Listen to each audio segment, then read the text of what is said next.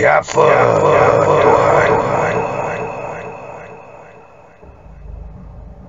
Siapa Nabi? Apa agama?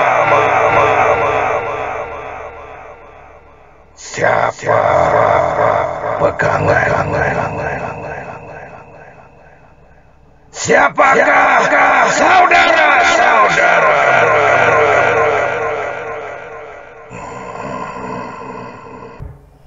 Para pendengar cerita seram The Haunting Cruise dan PN, pada malam ini Brother Fai akan kongsikan kepada anda sebuah kisah pengalaman ngeri penggali kubur. Saya pegang nisan di kubur arwah Abang Hamid yang baru kami kebumikan sebentar tadi. Fikiran saya berputar. "Ai, menung nampak? Kenapa?" tanya Bakar, kawan baik saya yang turut sama menjadi penggali kubur di Bakri, Muar, Johor. Tak ada apa-apa, saja tengok kain ni dah kotor sikit kena tanah," saya berdalih, cuba menyembunyikan perkara yang berasak-asak datang ke kepala. "Mari pergi kat pondok. Mando nak jumpa. Dia nak cakap pasal kerja, gaji, overtime dan lain-lain. $4, kawan-kawan lain dah pergi dah," tambah Bakar sambil memikul cangkul dan botol airnya. Pergilah dulu, nanti aku datang," balas saya lantas duduk termenung. Sepeninggalan Bakar, saya duduk di pinggir kubur Abang Hamid. Saya termenung. Ada satu perkara yang sedang menyucuk-nyucuk fikiran saya. Sebenarnya sudah lama ia bermain-main di benak, tapi sekarang ni makin mendesak. Orang ramai sudah balik. Mungkar dan Nakir sudah datangkah menyoal Abang Hamid? Hati saya bertanya. Kata orang, selepas 7 langkah kita tinggalkan pusara, maka akan datanglah 2 malaikat. Itu untuk menyoal si mati. Kalau bagus amalannya semasa hidup, berbahagialah. Tapi kalau bergelumang dengan kemungkaran, bersiap sedialah. Saya teringat cerita kononnya ada orang yang menekap telinga ke kubur dan dengar bunyi dentuman tapak kaki di dalamnya. Konon cerita, lepas tu terdengar pula bunyi hentaman dan si mati menjerit-jerit. Seramnya. Macam mana agaknya rupa Mungkar dan Nakir? Besarkah badannya? Garangkah rupanya? Atau berjubah dan maniskah wajahnya? Kalau dibelasahnya kita, tentu sakit tak terperi. Kalau lipan, jengking datang, habislah kita disepit. Nak lari tak boleh, nak mengadu tak boleh. Kita seoranglah menanggung sakit pedih. Astaghfirullahalazim. Saya masih lagi duduk melangu di pinggir kubur Abang Hamid. Jiwa muda saya makin menggaru-garu. Kian lama saya termenung, kian ia mengganas dan mengacau fikiran. Pergi sekarang, Johar. Masa inilah kalau kau nak cuba. Kawan-kawan dah tak ada. Cepat, ia berbisik di telinga saya. Jari jemari saya bergerak-gerak. Lutut dah mula menggeletar, manakala kepala rasa berpusing. Saya beristighfar beberapa kali mententeramkan jiwa yang bergelora. Namun bisikan itu makin kuat berkumandang di telinga. Cepat, cepat, cepat. Inilah masanya. Johar, apa kau tunggu lagi? Kan kau nak tahu sangat. Jangan tercekat lagi. Kau takut? Allah, bukannya kena tangkap, bukannya boleh mati. Jadi bisu, sakit, lepas tu mereng sampai mati, jangan pedulilah. Tu cerita orang-orang saja. Entah ya entah tidak. Engkau orang muda, kuat semangat. Apa nak takut? Cepat Johar, cepat, cepat. Dimulai lafaz bismillah dan selawat kepada Nabi. Saya terus bangun dan terjun dalam kubur di sebelah pusara Abang Hamid. Ia baru saja digali sebab di sini kami biasanya sudah gali lebih kurang 10 kubur sebagai persediaan. Maklumlah, Bakri ni kawasan besar. Kalau ada banyak kematian sekaligus, tak adalah timbul masalah. Di dalam lahat, saya berbaring dan meratib. La ilaha illallah, la ilaha illallah, la ilaha illallah.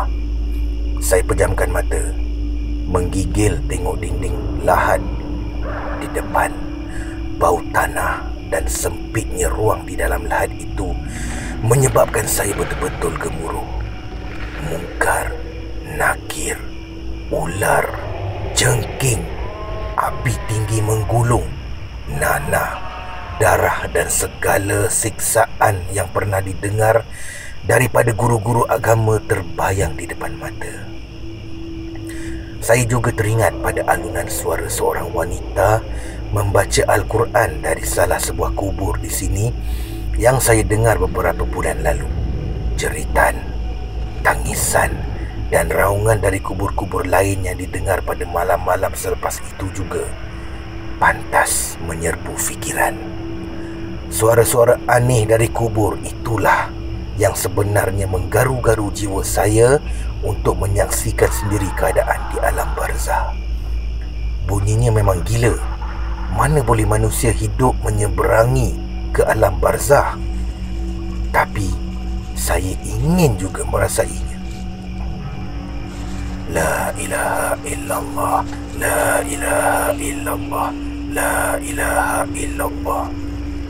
Saya terus meratib dan meratib hinggalah tiba-tiba dunia menjadi kelam dan sedetik kemudian bergema satu bunyi yang amat menakutkan.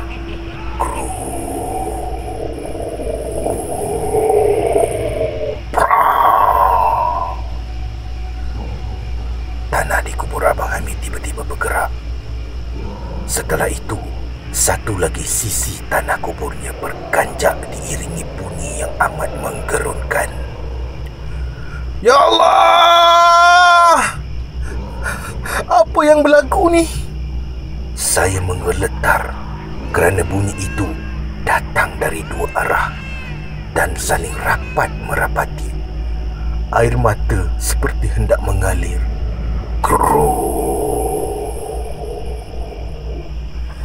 Tanah di kubur Abang Hamid bergerak lagi, saling himpit-menghimpit. Saya menggigil mendengar bunyi itu yang dentumannya lebih dahsyat daripada tanah kubur. Saya cuba menekup telinga kerana tidak tahan dengan bunyi yang bingit itu. Tapi tangan saya tiba-tiba kaku. Ingin saya melompat dari kubur, pun demikian. Kaki bagaikan dipaku ke tanah, tak dapat bergerak akibat terlalu terkejut.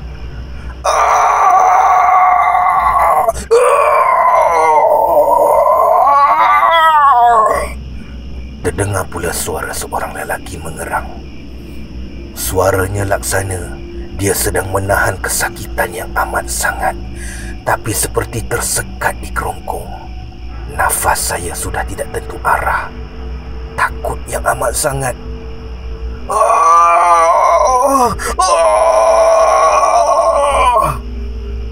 Saya menggigil apabila dia mengerang-ngerang lagi. Perasaan simpati tak dapat dibendung. Ingin rasanya saya menarik lelaki itu keluar daripada terus dihimpit. Tapi di sebelah saya cuma lapisan tanah yang tidak mampu ditembusi. Saya masih lagi terbaring dengan nafas turun naik apabila tiba-tiba bunyi papan tanah berderai. Kepingan demi kepingan papan tersebut patah hingga hancur berkecai, lalu disudahi dengan suara lelaki tersebut mengeruh. Serentak itu kedengaran pula tulang temulangnya patah.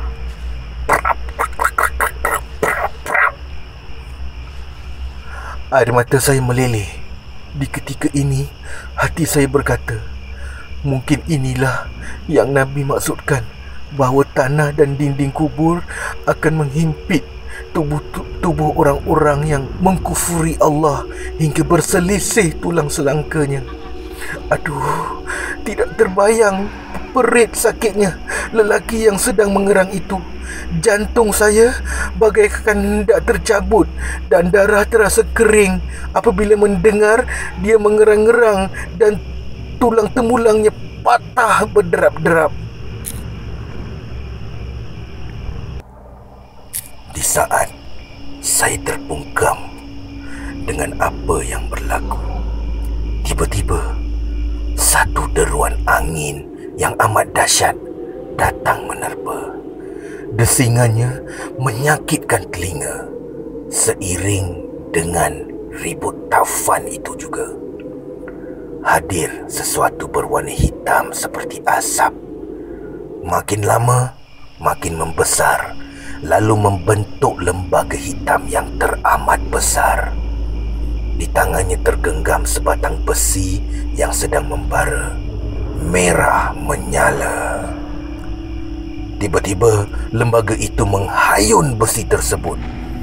Pantas saya menepis, namun sebaik saja besi itu menyentuh lengan, saya menjerit kesakitan.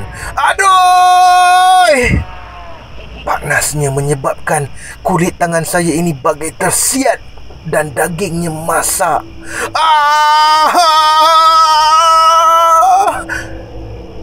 Jangan pukul aku lagi! Saya meraung apabila lembaga itu memukul kaki saya. Saya cuba mengelak, tapi pukulan itu tetap singgah ke sasaran. Bagai hendak tercabut anak tekak saya menjerit kerana kehangatan besi itu membakar daging peha saya. Sakit! Saya meraung-raung, tapi lembaga hitam besar hingga sayup mata memandang itu terus menghayunkan besi panas itu ke kepala, kaki, tangan, badan dan perut saya. Dalam pada itu, tanah di kubur sebelah terus-terusan bergerak, himpit menghimpit. Bumi tempat saya berpijak bergegar hebat laksana dilanda gempa. Suara lelaki mengerang dan tulang temulangnya patah berderap bagai dahan sekah tetap kedengaran. Dalam hati saya meraung, matilah aku kejap lagi, patahlah tulang aku, renyuhlah badan aku dibelasah dengan besi panas. Saya menjerit, menepis, mengelak hinggalah tiba-tiba saya terasa sesuatu yang amat sejuk menyimbah ke tubuh saya. Serentak itu, lembaga hitam hilang entah ke mana, dan bunyi bumi bergegar serta lelaki mengerang lenyap serta-merta. Suasana terasa hening. Johar! Johar! Sayup-sayup nama saya dipanggil. Dengan susah payah, saya membuka mata. Tapi saya tidak larat. Badan terlalu letih. Wajah seseorang berbalam-balam di mata. Johar! Bangun, bangun! Nama saya dipanggil lagi. Badan digoncang-goncang. Saya buka mata sedikit. Rupa-rupanya Bakar bersama-sama Pak Dolah. Mereka mengangkat saya keluar dari kubur. Selepas diberi air, badan dikipas, barulah saya segar semula. Bakar beritahu, selepas menunggu lama di pondok, dia dan Pak Dolah serta Mandur mencari saya untuk membayar wang kerja lebih masa. Lama mencari, Akhirnya dia jumpa saya di dalam kubur sedang bersilat seorang diri. "Engkau menepis sana, mengelak sini, habis tanah kubur tu kau tumbuk. Aku ambil air, aku simbah lah," kata Bakar sambil menunjukkan baldi yang digunakannya, lalu disambut gelak ketawa oleh kawan-kawan. Saya hanya tersenyum tawar. Tak terdaya saya hendak menceritakan apa yang telah berlaku sebentar tadi. Bimbang mereka tidak percaya. Selepas kejadian itu, saya terlantar selama beberapa bulan akibat badan penuh dengan lebam-lebam. Mungkin lebam akibat menumbuk dan menendang tanah. Mungkin juga akibat pukulan besi panas itu. Saya juga dibawa berjumpa Bomoh untuk memulihkan semangat. Keluarga dan kawan-kawan menggeleng kepala dengar cerita saya. Mereka berebut-rebut menyuruh saya menceritakan pengalaman menakutkan itu. Ada yang insaf, ada yang mengatakan semua itu karut, mainan syaitan, mimpi dan igawan semata-mata. Lantaklah apa kata mereka, tapi saya puas hati. Akhirnya, saya telah saksikan sendiri seksaan di dalam kubur. Sama ada apa yang dilihat itu adalah keadaan yang sebenarnya berlaku di alam barzah atau hanya mimpi semata-mata akibat terlelap semasa meratip. Itu saya tak kisah. Sekian.